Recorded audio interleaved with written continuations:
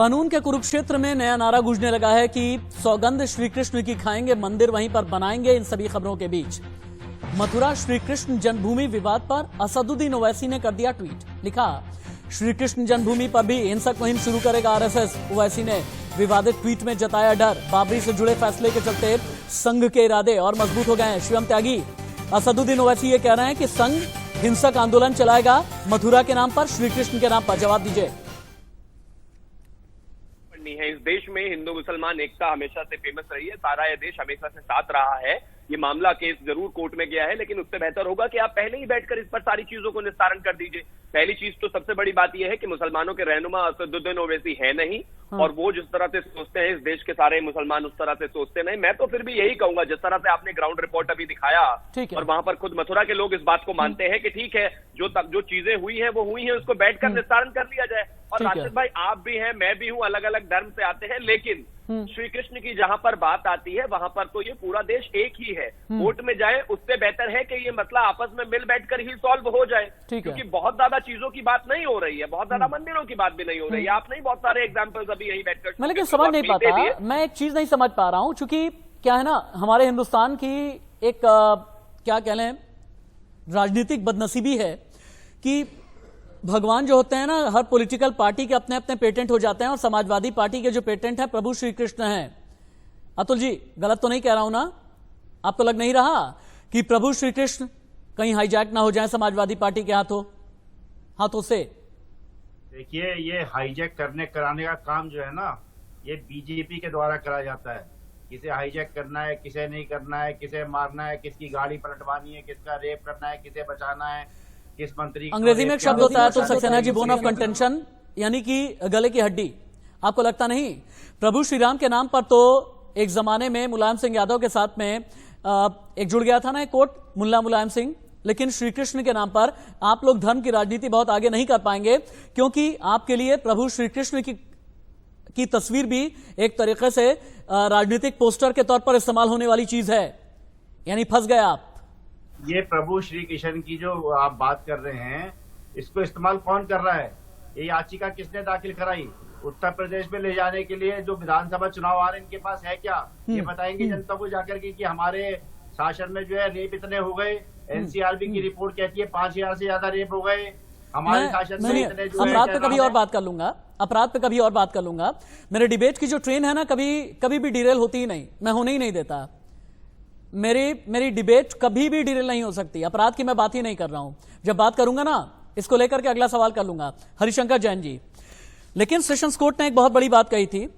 यह कहा आपकी याचिका खारिज करते हुए, इससे पहले अगर भक्तों के केसेस स्वीकार करेंगे तो ऐसे में भक्तों की लंबी कतार लग जाएगी। आपको लगता नहीं?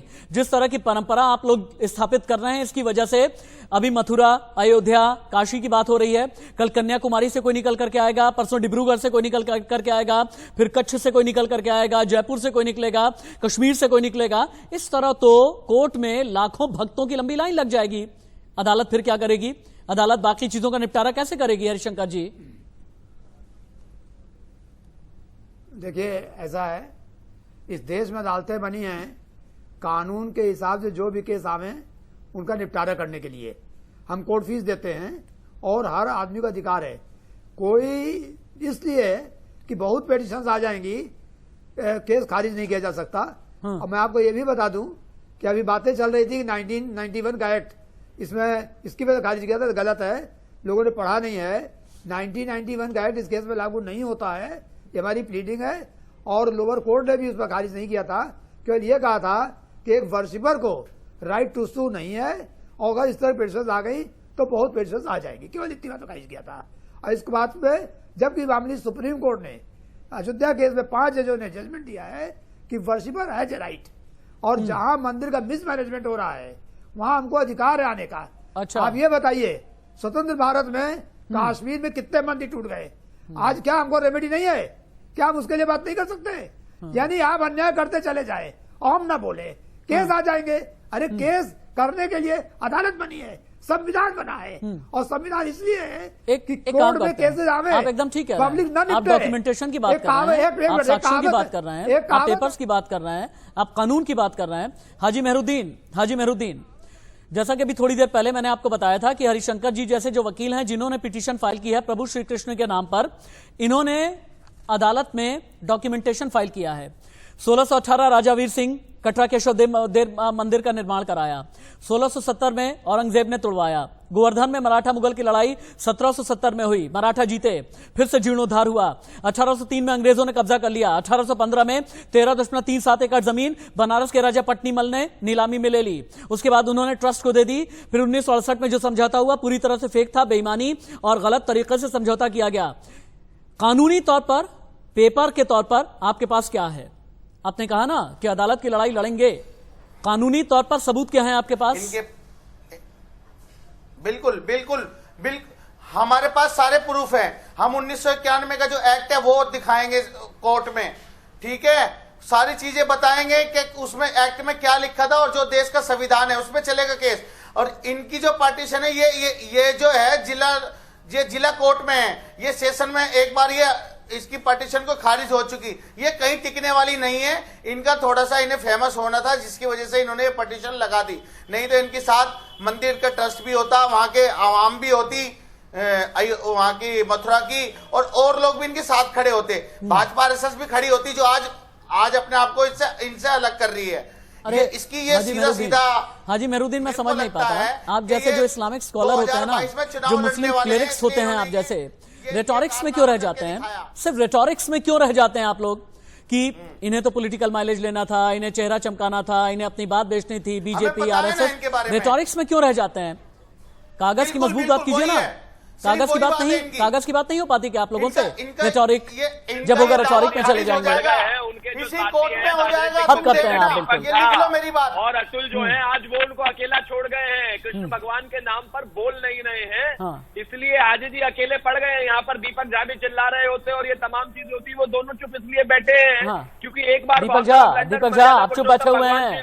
शिवम त्यागी का ये कहना है कि आप चुप बैठे हैं। दीपक झा, जब पूरी जमीन राजा पट्टीमल ने ट्रस्ट को दे दी तो फिर सेवा संस्थान का समझौता पूरी तरह क्यों न बेईमानी माना जाए? दीपक झा, रेटोरिक की बात मत कीजिएगा। नो रेटोरिक्स प्लीज, तथ्यों की बात कीजिए। No rhetorics please. भगवान तो इनकी भावनाओं को समझते हैं। हिंदुस्तान के व्यक्तियों को एक कब तक धूर्त बना सकते हैं, कब तक एक गधा बनाएंगे। भाजपा का चाल चरित्र बहुत जल्दी भगवान भी उजागर कर देंगे, क्योंकि भगवान को पता है उनके नाम पे जो लोग खून बहाते हैं, उनके नाम पे जो झूठ करते हैं, उनके नाम पे जो छलावा करते हैं, शिवम त्यागी और इनकी भाजपा पार्टी आज देश में खून की होली खेलने के लिए तैयार है। अरे भाई, देश में विकास की बात करो, साधु संत केस लड़ लेंगे, केस सुप्रीम कोर्ट के ऊपर आपका हक नहीं है। हरिशंकर जी, एक बहुत बड़ा सवाल ये उठ रहा है कि आप लोगों ने याचिका दायर कर दी है, लेकिन क्या साधु संत आपके साथ हैं?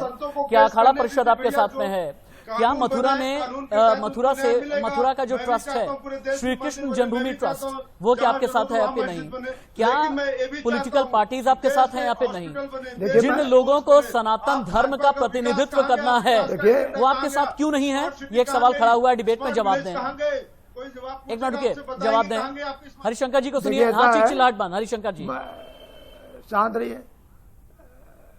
मैं पहले भी कह चुका हूं, ये हिंदू भावना है और हिंदू समाज का हर व्यक्ति हमारे साथ है, चाहे किसी पार्टी में हो। ट्रस्ट भी हमारे साथ है और सारी पार्टियों छोड़ दीजिए, व्यक्ति साथ है। मैं नहीं समझता कि कोई लोगो लगना जरूरी है, आरएसएस बीजेपी का लोगो जरूरी है। व्यक्ति अलग है, पार्टी अलग है। मैंने इसमें किसी पार्टी से नहीं किया है और ना जो लोग कह रहे थे ना किसी प्रसिद्धि के लिए किया है। भगवान कृपा से मुझे प्रसिद्धि की जरूरत नहीं है। 30 साल तक मैंने अयोध्या केस किया है, सब मुझे जानते हैं। मैं 67 साल का हो गया हूं, मरने का कगार पर हूं, मुझे कोई अब प्रसिद्धि की जरूरत नहीं है। सवाल यह है कि ये हिंदू भावना है और हिंदू भावना मेरे दिल में है, मैं उसको करूंगा, अभी और भी करूंगा, और भी अभी मंदिर उनके लिए भी करूंगा। इसमें किसी पॉलिटिकल बात करना बेईमानी है। और दूसरी बात यह है कि ये हरिशंकर जी जिस हिंदू भावना की बात कर रहे हैं ना, किसका साथ नहीं है, ये धर्म की भावना नहीं है, ये हिंदुस्तानी की भावना है। मुकदमा कोर्ट में कानून चलता है, कितने साथ है इससे नहीं चलता। हिंदुस्तानी की भावना है और हिंदुस्तानी की भावना के साथ अगर आप नहीं है ना, असली भारतीय नहीं कहलाएंगे। हाजी मेहरुद्दीन नहीं कहलाएंगे असली भारतीय। अरे ये अब तक कहां थे? अरे मस्जिद तो कहीं और भी तामीर हो सकती है ना, मस्जिद तो कहीं और भी तामीर हो सकती है ना। इस्लाम में तो ये कहा गया है ना कि आप नमाज पढ़ने के लिए जरूरी नहीं है कि आप अपने आप को एक दायरे में ही बांध करके रखें। इस्लाम में न जाने कितनी हदीसें हैं, ये आप भी जानते हैं, मैं भी जानता हूं, मैं राशिद हाशमी भी जानता हूं, लेकिन नहीं, अपना दावा ठोक करके रखना है, अपने आप को चमका करके रखना है। हरिशंकर जी जैसों को पहचान की जरूरत नहीं। हाजी मेहरुद्दीन आपको है, हाजी मेहरुद्दीन। अच्छा जी, मतलब ये इतने बड़े आदमी हैं, ये इन्हें जानता कौन है? इनके साथ तो इनके पड़ोसी भी साथ में नहीं है। हाजी मेहरुद्दीन, इन्होंने एक याचिका क्योंकि आप लगा दी, हाजी तो हैं, हज करके आए हैं, आपने तवाफ किया होगा, आपने शैतान पर पत्थर बरसाए भी होंगे, अपनी सोच के शैतान पर भी पत्थर बरसाए। हाजी मेहरुद्दीन, अपनी सोच के शैतान पर भी पत्थर बरसाए। जब हज करने गए होंगे ना, शैतान पर पत्थर बरसाए थे ना आपने, अपनी सोच के शैतान पर पत्थर बरसाए, ज्यादा अच्छा होगा, बहुत बेहतर होगा। शिवम त्यागी, आपका क्लोजिंग कमेंट, क्योंकि हरिशंकर जी का ये कहना है बीजेपी आरएसएस के लोगों की जरूरत नहीं, हमें नहीं चाहिए, हमें कोई लोगों। देखिए, मैं यहाँ पर पॉलिटिकली करेक्ट होने की कोशिश नहीं करूंगा। हिंदुस्तान के 130 करोड़ लोग, कोई भी ये नहीं चाहेगा, कुछ लोगों को छोड़कर, कुछ ग्रुप्स को छोड़कर, कि यहाँ पर श्री कृष्ण का जो जन्म स्थान है वो उनको ना मिले। एक आम नागरिक होने के नाते मैं सिर्फ इतना कहना चाहता हूं कि हाँ, जहां पर कोई बहुत बड़ी मांग इस तरह से नहीं है, लेकिन उसका निस्तारण हो मिल बैठकर, जैसे कि तमाम चीजें हो सकती हैं। इस हिंदुस्तान में पहले भी हुई है, बहुत पहले भी हुई है, भाईचारा हमेशा बना रहा है। उसी तरह से इस चीज को अगर किया जाए तो इस देश के लिए बेहतर होगा, तरक्की के लिए बेहतर होगा। शिवम त्यागी जी, हाजी मेहरुद्दीन, हरिशंकर जी, अतुल जी और दीपक झा जी, बहुत बहुत धन्यवाद मेरे साथ इस डिबेट में अपना बेशकीमती समय देने के लिए। कानून के कुरुक्षेत्र में अगर भगवान श्री कृष्ण हैं, तो जिन तस्वीरों के साथ में मैंने शुरुआत की थी वो तस्वीरें कुछ कहती हैं जो मेरे इर्द गिर्द हैं। ये तस्वीरें ये बता रही हैं कि राम के बाद अब बांके बिहारी की लड़ाई है, लेकिन हाँ, इतना जरूर हम कहना चाहेंगे, आंदोलन अगर होता भी है तो कभी भी 80 के दशक के अंत या 90 के दशक की शुरुआत की याद ना दिलाए, क्योंकि कहते हैं इतिहास तो बहुत बार बन भी जाते हैं, बिगड़ भी जाते हैं, इतिहास में भूल भी हो जाती है, लेकिन भूल के लिए बहुत बार सदियों को उस खता की सजा चुकानी पड़ती है। लिहाजा यहां पर बैठ करके भाईचारे के साथ मिल बांट करके अगर फैसला किया जाए, ज्यादा अच्छा, ज्यादा बेहतर होगा।